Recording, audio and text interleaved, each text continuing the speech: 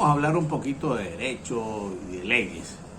Yo creo que en lugar de estar pensando en leyes que castiguen las expresiones o que persigan a aquellas personas que sean disidentes, que no estén de acuerdo con cómo viene ejerciendo el gobierno, yo creo que deberíamos pensar más y que quienes están al mando de o quienes detentan el poder deberían pensar cómo mejoran la economía, cómo mejoran las condiciones del trabajador, del sector público y del sector privado, pero sobre todo del sector público, que depende precisamente de un salario mínimo o de lo que acuerde el Ejecutivo Nacional.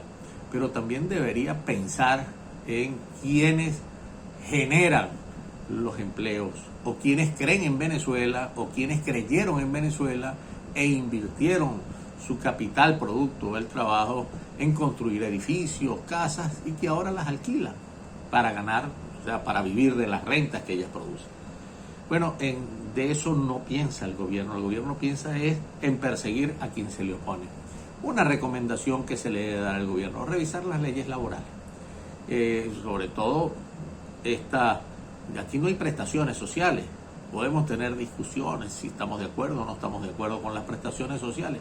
Lo cierto es que ese régimen de prestaciones sociales no existe para el venezolano, para el trabajador del sector público, quien permaneció 30 años en una empresa pública o en una institución del Estado, y al retirarse, bueno, la fotocopia cuesta más caro que lo que le pueden dar de arreglo por los años de servicio, por la devaluación del dinero.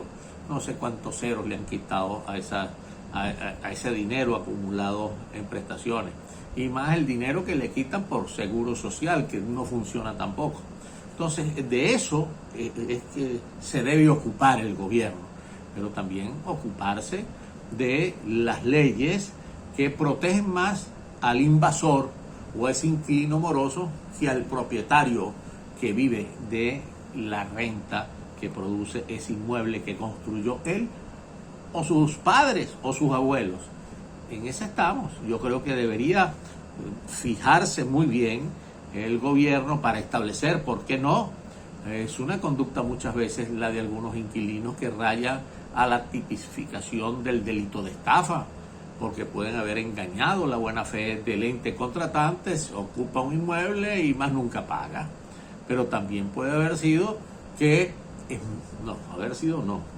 Mire, desalojar una casa o un edificio cuesta más caro, inclusive que a veces, que lo que cuesta ese local.